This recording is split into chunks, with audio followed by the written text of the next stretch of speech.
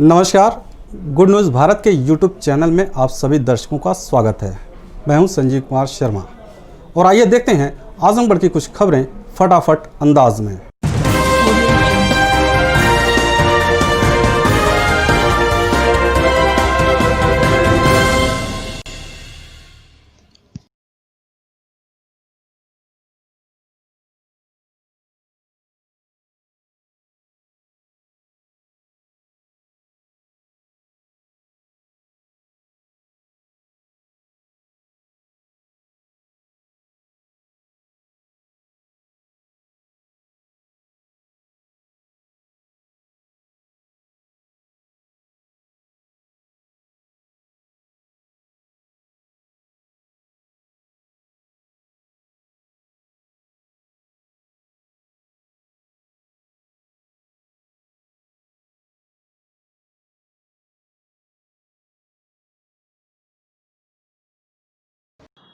आजमगढ़ में एटीएम में रुपए भरने के नाम पर बड़े पैमाने पर करोड़ों रुपए की गबन का मामला प्रकाश में आया है। इसको अंजाम दिया है सीएमएस कंपनी के 4 कर्मचारियों ने। खुलासा तब हुआ जब इसकी ऑडिट हुई। कंपनी के ब्रांच मैनेजर ने आजमगढ़ शहर कोतवाली में तहरीर दे दी है और पुलिस मामले की जांच में जुट गई है। आपको बता दें कि आजमगढ़ जिले में अलग अलग बैंकों के 304 एटीएम हैं। इन एटीएम में रुपए भरने का जिम्मा सीएमएस कंपनी का है, जिसका इन बैंकों से अनुबंध है। सीएमएस कंपनी ने इस काम में जिला स्तर पर 4 कर्मचारियों को लगाया है। यह कर्मचारी बैंक अधिकारियों के निर्देश पर चेस्ट से रुपए लेकर एटीएम में भरते हैं। ब्रांच मैनेजर राकेश कुमार का कहना है कि एटीएम में रुपए भरने के नाम पर इन चारों कर्मचारियों की मिलीभगत से 1,70,00,000 रुपए का गबन कर लिया गया है। इस मामले का खुलासा तब हुआ जब कंपनी की ओर से ऑडिट कराई गई तो पता चला कि इस वर्ष फरवरी से अप्रैल के बीच इस रकम का गबन किया गया है। इस मामले में ब्रांच मैनेजर ने आजमगढ़ के एसपी से मिलकर शीघ्र कार्रवाई की गुहार लगाई है। देखिए, ये सीएमएस कंपनी है। इस कंपनी के जो 2 कस्टडियन थे जो जाते थे बैंक से पैसा निकाल करके और ले जाते थे, और जो एटीएम मशीनें थी उसमें जा करके फिल करते थे, वो कस्टोडियन इनके कर्मचारी थे। ये 2-3 महीनों के अंतराल पे इन लोगों ने 1,70,00,000 के आसपास पैसे का गबन कर लिया है।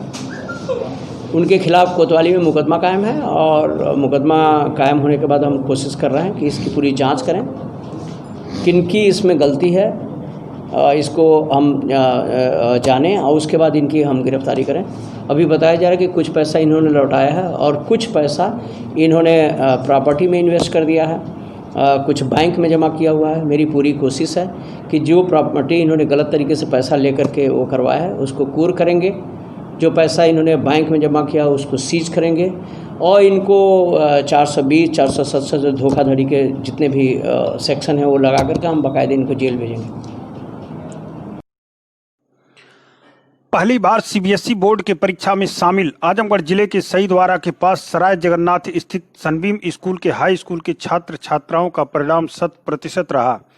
खास बात यह रही कि इस विद्यालय के हाई स्कूल के छात्र रत्नेश कुमार यादव ने 95.8% अंक पाकर प्रथम स्थान प्राप्त किया। इसके अलावा हिमांशु जायसवाल ने 94.8% व हिमांशु जायसवाल ने 94% अंक पाकर विद्यालय का मान बढ़ाया। पहली बार बोर्ड की परीक्षा में शामिल विद्यालय के छात्र छात्राओं का परिणाम 100% होने पर विद्यालय के डायरेक्टर प्रशांत गुप्ता, विद्यालय की प्रधानाचार्य अंजना श्रीवास्तव ने सभी छात्र छात्राओं व अभिभावकों को अपनी शुभकामनाएं दी हैं। विद्यालय के प्रधानाचार्य अंजना श्रीवास्तव ने कहा कि विद्यालय के बेहतर परिणाम के पीछे यहाँ के शिक्षकों की कड़ी मेहनत व लगन रही है और छात्र छात्राओं ने पढ़ाई में मेहनत की है। दोनों के बेहतर आपसी समन्वय के चलते विद्यालय को यह उपलब्धि मिली। आजमगढ़ जिले के निजामाबाद थाने की पुलिस ने मुठभेड़ में 25,000 के इनामी बदमाश को गिरफ्तार किया है। पुलिस अधीक्षक प्रोफेसर त्रिवेणी सिंह ने बताया कि पकड़ा गया बदमाश सुरेंद्र उर्फ करिया नट के ऊपर कई थानों में हत्या, लूट, डकैती, बलात्कार जैसी संगीन मामले दर्ज हैं। पुलिस को इसकी काफ़ी दिनों से तलाश थी। मुखबिर की सूचना के आधार पर पुलिस ने सुरेंद्र उर्फ करिया नट को निजामाबाद थाना क्षेत्र से मुठभेड़ के दौरान गिरफ्तार किया है। उसके पास से एक असलहा और कारतूस बरामद हुआ है।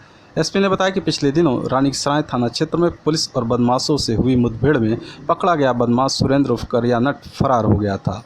इसकी गिरफ्तारी से क्षेत्र में अपराध पर अंकुश लगेगा। देखिए, सुरेंद्र उर्फ करिया नट को पकड़ा गया है। ये हमारे यहाँ का वांटेड अपराधी था। इस पर 25,000 रुपये का इनाम पहले से घोषित था। ये कई बार जेल जा चुका है। करीब 14 संगीन अपराध इस पे हैं। हत्या, डकैती, लूट, बलात्कार, इन सब चीज़ों में ये पहले से शामिल रहा है। रानी की सराय में पुलिस मुठभेड़ हुई थी, उसमें ये भाग गया था। आज उसको गिरफ्तार किया गया है निजामाबाद थाने में। जिस समय उसको गिरफ्तार किया जा रहा था तो उसने पुलिस पे फायर भी किया। इस तरह ये दुर्दांत अपराधी जो 25,000 रुपये का इनामी था, वो आज पुलिस को सफलता मिली है गिरफ्तार करने में। आजमगढ़ जिले के कटहन गांव में दबंग ने खेत की जुताई करने से मना करने पर युवक को मार पीट कर घायल कर दिया। पीड़ित ने एसपी से शिकायत की। पुलिस अधीक्षक कार्यालय पहुंचे मेहनगर थाना क्षेत्र के कटहन गांव के ग्रामीणों के साथ पीड़ित रामदयाल जब पहुंचा तो उसने बताया कि बीते 9 जुलाई को वह अपने खेत में ट्रैक्टर से जुताई कर रहा था। उसी दौरान गांव के रहने वाले कृष्णपाल सिंह उर्फ सोनू सिंह अपना ट्रैक्टर लेकर आए और मेरे खेत की जुताई अपने ट्रैक्टर से करने की बात मुझसे करने लगे। मना करने पर मारने पीटने लगे। जब इस बात की शिकायत पीड़ित आरोपी के पिता से करने उनके घर पहुंचा तो वह फिर से उसे जान से मारने की धमकी देने के साथ जाति सूचक शब्दों का प्रयोग कर जान माल की धमकी दी है। इस बात की शिकायत मुकामी थाने पर की, लेकिन कोई सुनवाई नहीं हुई। थक हार कर वह एसपी से न्याय की गुहार लगाते हुए शिकायती प्रार्थना पत्र देकर आरोपी के खिलाफ सख्त कार्रवाई की मांग की है। घटना यही था कि सर एक गांव में एक सोनू सिंह नाम का आदमी है जिसके पास ट्रैक्टर है। तो सर एक जोतवाने गए उससे कि सर भैया हमारा जोत दीजिए। 2-4 दिन से दौड़ रहे थे, इनके रोपनी होने वाली थी। तो वो बोले कि अच्छा आएंगे, आज आएंगे, कल आएंगे, परसों आएंगे। तो ये भैया क्या किए, दूसरे ट्रैक्टर को बुला के जोतवा दिए। तो उस पर जब वो सोनू सिंह आए तो इनको लगे मारने, बहुत मारे और सीधे बोले कि चमारिया तुम्हारी औकात क्या, भागो साले यहाँ से। तो इसको ज़्यादा मार दिए। तो बेचारा घर आए भैया तो रोने लगे। तो आके हम लोग को पता चला तो हम लोग, हमारे मामा जितने सब लोग थे, हम लोग उनके घर गए। तो पहले उनके पापा के पास गए तो पापा से पूछे कि देखिए आपका लड़का क्या कर रहा है। तो उसके पापा गरमा गए, कह रहे भोसड़ी वाले भागो यहाँ से, गाली देने लगे हम लोग को। तो कहे जाओ मेरे लड़के से मिलो। तो हम लोग उनके घर गए। घर जाने के बाद पूछ रहे हैं, उनकी जो औरत थी पूछे कि देखिए क्या कर रहे हो। तो उस पर सोनू सिंह आए डायरेक्ट। आने के बाद बोल रहे हैं कि भागो साले यहाँ से, चमारिया भागो यहाँ से, मार देंगे गोली अभी। तो सर घर में घुस गए कट्टा लेने के लिए, हमको धमकाए हम लोग। तो हम लोग गए पुलिस के पास। तो पुलिस हम लोग को मुकदमा नहीं लिख रही है सर। हम लोग सर एकदम फंसे हैं, इंसाफ हम लोग को सच चाहिए। आजमगढ़ जिले में सप्ताह के 5 दिन दोनों पटरी पर दुकान खोलने की मांग को लेकर जन किसान कल्याण समिति ने डीएम को ज्ञापन सौंपा। जिलाधिकारी कार्यालय पहुंचे जन किसान कल्याण समिति के अध्यक्ष कृपाशंकर पाठक ने बताया कि शासन ने कोरोना महामारी को रोकने के लिए जो 2 दिन शनिवार और रविवार को लॉकडाउन की घोषणा की है, उसके साथ पूरा व्यापारी जगत साथ में है। लेकिन आजमगढ़ जिला प्रशासन ने बाकी 5 दिनों में जो पटरीवार दुकान खोलने का आदेश दिया है वह व्यापारियों के हित में नहीं है। उन्होंने बताया कि पटरीवार दुकान खोलने से भीड़ एक तरफ ही बढ़ जाएगी और कोरोना संक्रमण फैलने की संभावना रहेगी। ऐसे में दुकानदारों को सप्ताह के 5 दिन दुकान खोलने की अनुमति दी जाए ताकि भीड़ बटी रहे।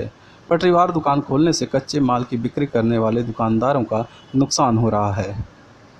आज हम लोगों ने जिलाधिकारी आजमगढ़ को यह ज्ञापन दिया है कि आजमगढ़ जनपद में जो शासन ने नीति बनाई कि शनिवार और रविवार को बंद रहेगा। इसके अलावा इन्होंने कहा कि एक दिन एक पटरी पर सड़क के एक किनारे बंद रहेगा, दूसरे दिन दूसरा किनारा बंद रहेगा।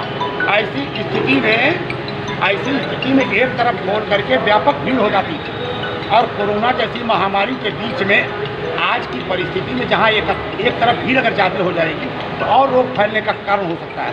ऐसी स्थिति में हम जिलाधिकारी से मांग करते हैं कि जो 5 दिन का कार्य दिवस है उसमें दोनों तरफ सड़कें खोली जाए, दोनों तरफ की दुकानें खोली जाए ताकि लोग बच के रहें, रोग होने की संभावनाएं कम रहें।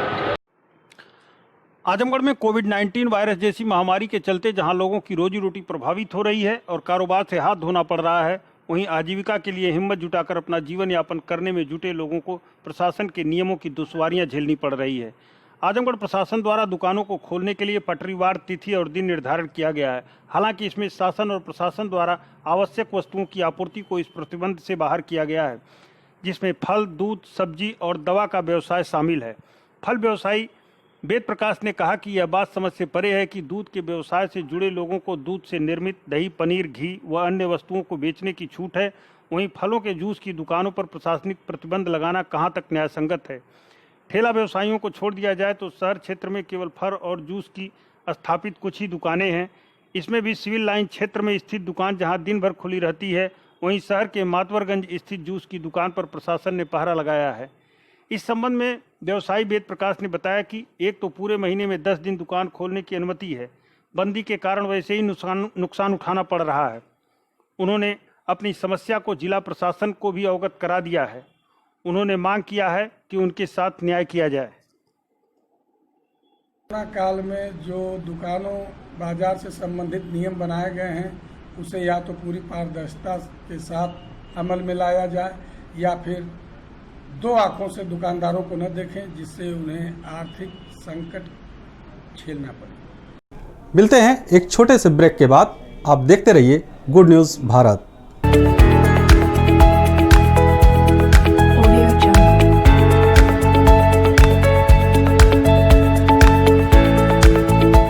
ब्रेक के बाद एक बार फिर आपका स्वागत है। आइए देखते हैं आजमगढ़ की खबरें फटाफट अंदाज में। आजमगढ़ जिले के फूलपुर कोतवाली के सजई गांव निवासी व होमगार्ड का जवान अपनी लड़की की बरामदगी की मांग को लेकर एसपी को शिकायती प्रार्थना पत्र सौंपा।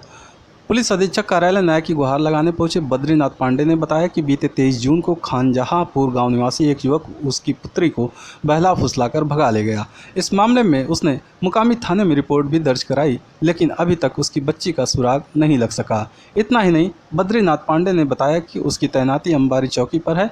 वहाँ तैनात सिपाही दयाशंकर यादव के शह पर ही उसकी पुत्री को भगाया गया, क्योंकि जब वह अपने तरीके से पता लगाकर चौकी पर बताता है तो सिपाही दयाशंकर उन लोगों को सतर्क कर देता है, जिसके चलते आज तक उसकी पुत्री की सुराग नहीं लग सका। पीड़ित ने एसपी को शिकायती प्रार्थना पत्र देकर मांग किया है कि अंबारी चौकी पर तैनात सिपाही दयाशंकर यादव का स्थानांतरण किया जाए और उसकी पुत्री की सकुशल बरामदगी की जाए। आजमगढ़ जिले के सरायमीर थाने की पुलिस ने 1.5 लाख की अवैध शराब के साथ 2 तस्करों को गिरफ्तार किया है। पुलिस अधीक्षक कार्यालय में आयोजित प्रेस वार्ता के दौरान एसपी प्रोफेसर त्रिवेणी सिंह ने बताया कि मुखबिर की सूचना पर पुलिस ने कस्बे के पुलिस बूथ के बगल से अवैध शराब के धंधे में लिप्त 2 कारोबारियों को गिरफ्तार किया है। इनके पास से मौजूद 4 पहिया वाहन में लगभग 1800 शीशी अवैध शराब बरामद किया गया, जिसकी मार्केट में कीमत लगभग 1.5 लाख आंकी गई है। पकड़े गए दोनों कारोबारी राजकुमार तिवारी और भगवान दास यादव सुल्तानपुर जिले के रहने वाले हैं। एसपी ने बताया कि दोनों काफ़ी दिनों से अवैध शराब के कारोबार को करते थे। अब पुलिस इनके नेटवर्क की तलाश कर रही है कि ये शराब कहां से लाकर और किन किन लोगों को सप्लाई करते थे। हमारे यहाँ सराय मीर की पुलिस दबिश दे करके इन 2 बदमाशों को, जो ये सुल्तानपुर के रहने वाले हैं, राजकुमार तिवारी और भगवान दास, इनसे 1800 अवैध शराब की शीशियाँ बरामद हुई है, जिसकी मार्केट की कीमत लगभग 1.5 लाख रुपये है। अब हम लोग ये देख रहे हैं कि ये कहाँ सप्लाई करते थे और ये कहाँ से लाते थे। एक गाड़ी भी बरामद हुई है इसमें। तो पूरा जो इनका चेन है वो हम डेवलप करने के बाद उसको भी ध्वस्त करने की कोशिश करेंगे। हम ये देख रहे हैं कि अम्बेडकर नगर और यहाँ के लोगों में जो यहाँ अवैध शराब के व्यापारी हैं उनसे क्या नेक्सस है, इस पर पूरी विवेचना की जाएगी और हम कोशिश करेंगे कि ये पूरा नेटवर्क हम ध्वस्त करें। इनके खिलाफ हम गैंगस्टर की कार्रवाई भी करेंगे और जो इनकी प्रॉपर्टी होगी उसको हम कुर्क करने की भी कोशिश करेंगे कि इनकी पूरी प्रॉपर्टी जो अवैध तरीके से कमाया है इन लोगों ने उसको कुर्क किया जाए। आजमगढ़ जिले के जाफरपुर निवासी पीड़ित और उसके भाई को जमीनी विवाद को लेकर दबंग पट्टीदारों ने मारपीट कर घायल कर दिया। पीड़ित ने एसपी से कार्रवाई की मांग की है। पुलिस अधीक्षक कार्यालय पहुंचे पीड़ित अमित चौरसिया ने बताया कि उसका पट्टीदार दिनेश चौरसिया के साथ काफ़ी दिनों से जमीनी विवाद चल रहा है। बीते 13 जुलाई को क्षेत्र के खोजापुर गाँव में स्थित उसकी ज़मीन पर पट्टीदार पिलर खड़ा कर रहे थे। मना करने पर गोलबंद होकर उन लोगों ने हमला कर दिया, जिसमें उसके चचेरे भाई के सिर में गंभीर चोट आई और साथ ही उसके हाथ की उंगली टूट गई। इस बात की शिकायत लेकर जब वह मुकामी थाने पहुंचा तो उचित कार्रवाई नहीं की गई।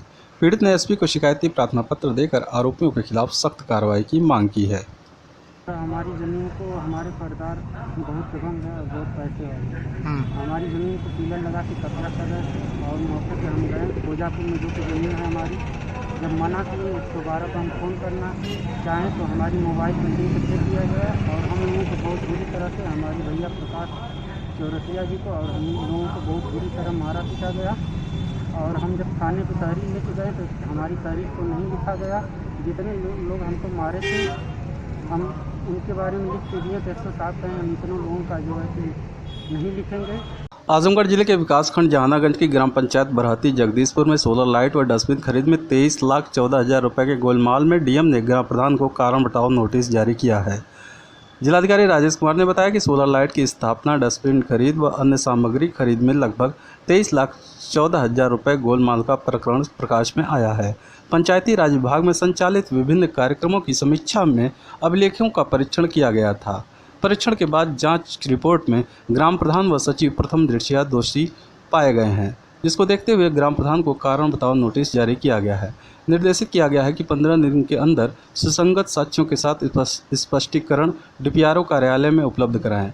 निर्धारित अवधि में संतोषजनक स्पष्टीकरण प्राप्त न होने पर पंचायती राज अधिनियम के तहत कार्रवाई की संस्तुति कर दी जाएगी।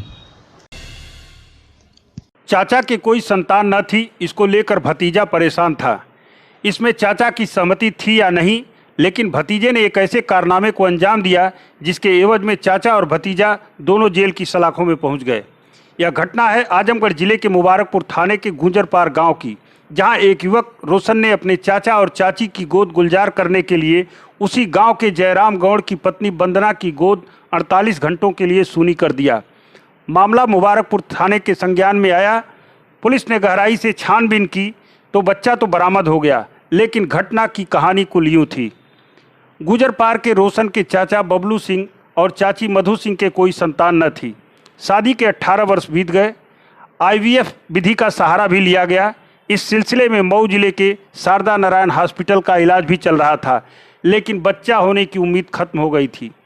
आरोपी रोशन सिंह के द्वारा कबूल किए गए बयान को माने तो ऐसे में बबलू सिंह के भतीजे और रोशन सिंह ने गलत रास्ता अख्तियार किया और गांव के ही जयराम गौड़ की पत्नी वंदना के यहां 9 जुलाई को पैदा हुए बच्चे को 12 जुलाई की रात उसी के घर से चोरी कर लिया और जीयनपुर स्थित रोशन की बहन, जो एक नर्सिंग होम में काम करती थी, वहां उसने बच्चा पैदा होने के कागजी कोरम पूरा करने की जुगत में लग गई।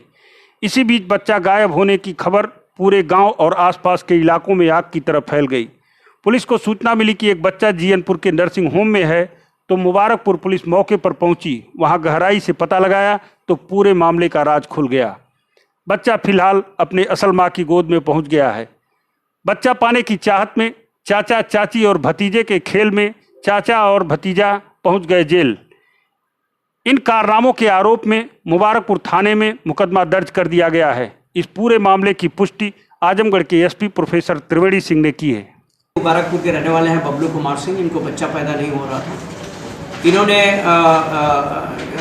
IVF भी ट्राई किया कि दूसरे के घर में स्पॉन्स डाल करके उस तरह से बच्चे का भी इन्होंने प्रयास किया, लेकिन उसके बाद भी नहीं हुआ। तो इसका जो भतीजा है उसने, रोशन सिंह ने बगल 2-3 घर छोड़ करके एक जयराम गौड़ है, उनका बच्चा पैदा हुआ था।